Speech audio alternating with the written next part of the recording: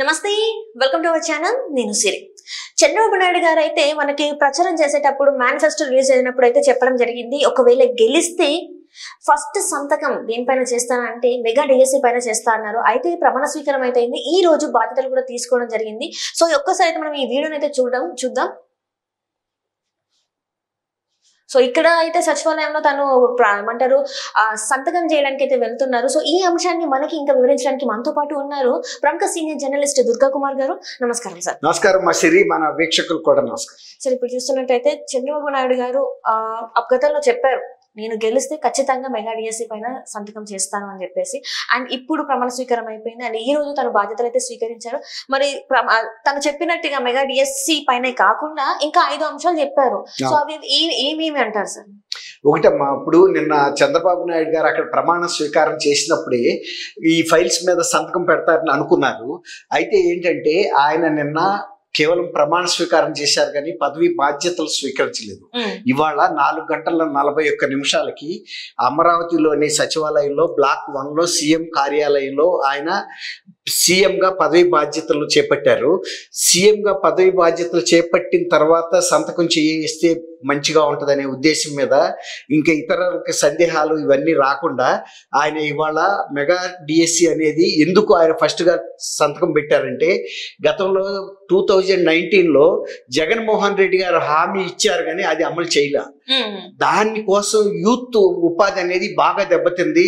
Youth బాగా నిరుత్సాహంలోకి వెళ్ళిపోయారు. కాబట్టి ఇప్పుడు నేను గనక వస్తే మెగా డిఎస్సి మీద మొదటి సంతకం పెడతాను. అలాగే ఆయన కొన్ని ప్రయారిటీస్ పెట్టారు. మొన్న ఎన్నికల ముందు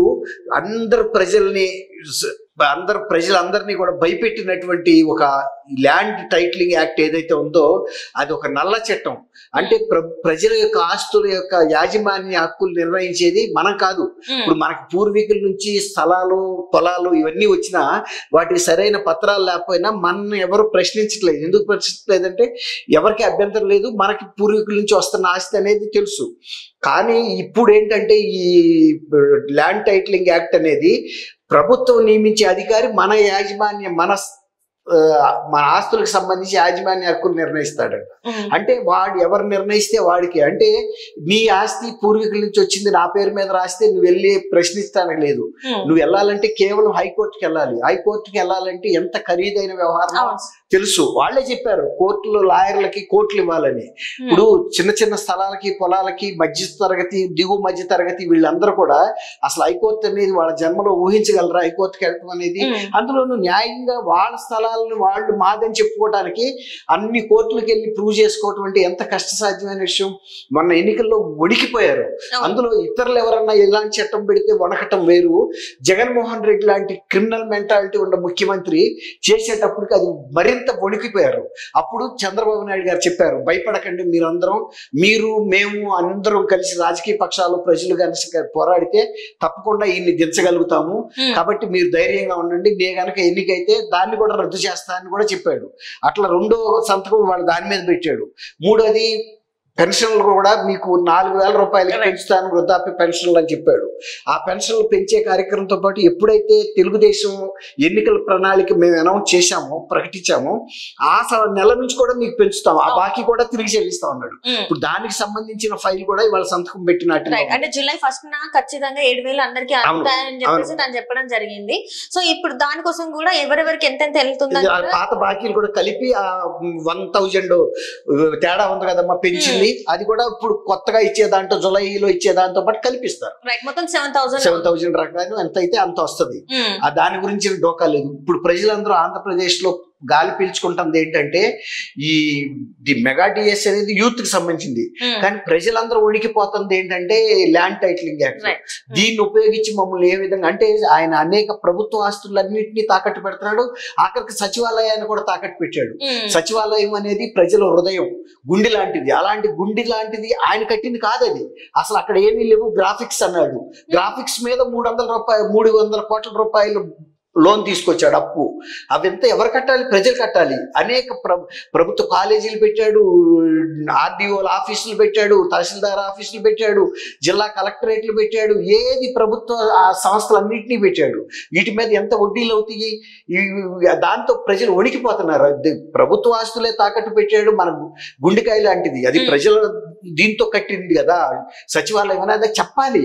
ఇంకోటి ఏంటంటే ప్రభుత్వం ఆర్థికంగా ఇబ్బందుల్లో ఉంది, సచివాలయాన్ని తాకట్టు పెడుతున్నాము, ఇన్ని 100 కోట్లు తీసుకుంటున్నాము, దీన్ని మేము ఇలా తిరిగి చెల్లిస్తామని. అయినా చివరి రోజుల్లో తాకట్టు పెట్టడం ఏంటి? నువ్వు దిగిపోతున్నావు. వచ్చే గవర్నమెంట్ చూసుకుంటే తాకట్టు పెట్టాలా, అమ్మాలా ఏంటని. అయినా కూడా ఆయన సచివాలయం గురించి అంత ఇదిగా మాట్లాడాడు. అమరావతి రాజధాని కాదన్న వ్యక్తివి అక్కడ కట్టిన ఆస్తులను తాకట్టు పెట్టడానికి నువ్వెవరివి? ఇవన్నీ కూడా ప్రజలు ఆలోచించారు. అందుకే ఇవన్నిటిని కూడా ఆయన ముఖ్యమంత్రిగా వచ్చిన తర్వాత నేను సరి చేస్తాను అని ఇప్పుడు ఈ పెంపు మీద కూడా సంతకం పెట్టారు. ఇంకోటి ఏంటంటే అన్నా క్యాంటీన్లు, అవి ఎంతో మంది పేదలకి ఫీడింగ్ ఇస్తా ఉండేది. 5 రూపాయలకి మంచి భోజనం పెట్టేవాడు, టిఫిన్ పెట్టేవాడు. అలా 3 పూట్ల భోజనం టిఫిన్లు అన్ని జరుగుతున్నప్పుడు ఈయన రాగానే ఫస్ట్ చూపు దాని మీద పడింది. ఈయన ఏమంటాడు? నా బీసీలు, నా ఎస్సీలు, నా పేదలు, నా మైనార్టీలు అంటాడు కదా. మరి పేద వర్గాల వాళ్ళు తినపోతే ఎన్ని రోజుల నుంచి ఆ అన్నా క్యాంటీన్లు ఇండస్ట్రియలిస్టులు తిన్నారా, లేకపోతే బిజినెస్ బెరోన్స్ తిన్నారా, లేకపోతే బ్యూరోక్రాట్స్ తిన్నారా? పేద ప్రజలకే కదా అది పెడితే పని. ఒకవేళ నీకు ఎన్టీఆర్ గారి పేరు ఇష్టం లేకపోతే వైఎస్ఆర్ క్యాంటీన్ అని పెట్టు, ఫుడ్ పెడతాం, అన్నం పెట్టడం ముఖ్యంగా పేరు కాదు కదా. నువ్వు మరి అట్లాగే ఎన్టీఆర్ హెల్త్ యూనివర్సిటీ ఉన్నదని పేరు ఉంది కదా ఎప్పటి నుంచో, అది కూడా నువ్వు మార్చావు. అంత మార్చినప్పుడు ఈ క్యాంటీన్ కూడా మార్చి కంటిన్యూ చేయాల్సింది. తప్పే ఉంది. ఇప్పుడు పక్క రాష్ట్రంలో అమ్మ క్యాంటీన్ అని జయలలిత పేరు మీద క్యాంటీన్లు నడుపుతుంటే స్టాలిన్ వచ్చాడు, కొంతమంది బోర్డులు పగలగొట్టారు. పగలగొట్టద్దు మీరు అవన్నీ అని చెప్పి అంతకన్నా మంచి బోర్డులు తయారు చేయించాడు, మంచి మంచి ఫ్లెక్సీలు పెట్టించి నియాన్ బోర్డులు అమ్మ క్యాంటీన్ అని. ఎవరైతే ఉంది ఇప్పుడు జయలలిత గారు కూడా ప్రజా జీవితంలో ఉంది, ప్రజల సొమ్మునే ఆ పథకం రూపంలో పెట్టింది. ఆల్ రైట్, ఎవరు మంచి పని చేసినా వాళ్ళ పేరు కొనసాగాలని అట్లా విశాల హృదయం ఉండాలి. కానీ కేవలం చంద్రబాబు నాయుడు గారి పేరు బయటకు వస్తుందేమో అనే భయానికి ఇలా ప్రజలకి పేదలకి అందాల్సిన అన్ని కూడా ఆయన టైంలో బ్రిడ్జికి పునాదులు వేస్తే అవి కూడా పీకిచ్చి పారేశాడు. అమరావతి కనుక రాజధానిగా కంటిన్యూ అయితే ఆయనకు పేరు వస్తుందనే ఉద్దేశం మీద వేసిన రోడ్ల కంకర తవ్వుకెళ్ళిపోమని ప్రజలు ప్రోత్సహించాడు. పైపులు పాతేసిన పైపులు తీసుకెళ్లి ఆర్థిక శాఖ మంత్రి రాజేంద్రనాథ్ రెడ్డి కాన్స్టిట్యున్సీలో వేరే చాట ఉపయోగించారు. అచ్యుతాపురంలో ఎలక్ట్రిక్ వైర్లు తీసుకెళ్లిపోయారు. ఇలా ఎవడన్నా చేస్తారా? ఇవి కాకుండా కూడా స్కిల్ సెన్సెస్ అని యువతలో ఉపాధి అవకాశాలు పెంచుకోవడానికి ఉద్దేశించిన స్కీమ్, మొన్న స్కిల్ డెవలప్మెంట్ లాంటిది ఇది కూడా. ఇలాంటి ప్రజలకు ఉపయోగపడేటువంటి అనేక ఫైల్స్ మీద ఇప్పుడు 5 చేశారు. ఈ 5 ముగింపు కాదు, ఇది ఆరంభం మాత్రమే. ఇలా ప్రజలకి రాష్ట్రానికి ఉపయోగపడే ఫైల్స్ మీద పథకాల మీద కొనసాగుతుంది పరిపాలన అనేది. ఇప్పుడు జగన్మోహన్ రెడ్డి గారు అంటున్నాడు ఆయన శిశుపాలుడి లాగా ఆయన తప్పులు లెక్కేయమని కూడా మాట్లాడుతున్నాడు. ఇవాళ కదా ఆయన ఇప్పుడు పదవి బాధ్యతలు తీసుకున్నది, 5 మంచి పనులే చేశాడు.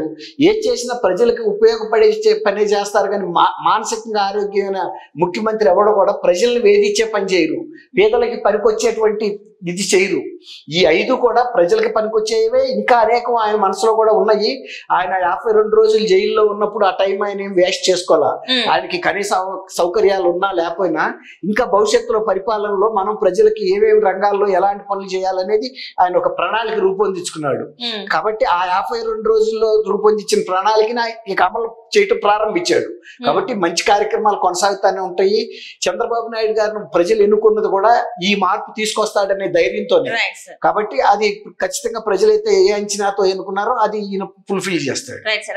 థ్యాంక్ యూ అమ్మ సిరి. మన వీక్షకులు కూడా నమస్కారం. చంద్రబాబు నాయుడు గారిని కూడా మనం కూడా అభినందిస్తున్నాం. ఒక మంచి కార్యక్రమంలో ఆయన పదవీ ప్రమాణ స్వీకారం తీసుకున్నందుకు ఆంధ్రప్రదేశ్ ప్రజలకి మేలు జరగాలి కోరుకుంటున్నాం.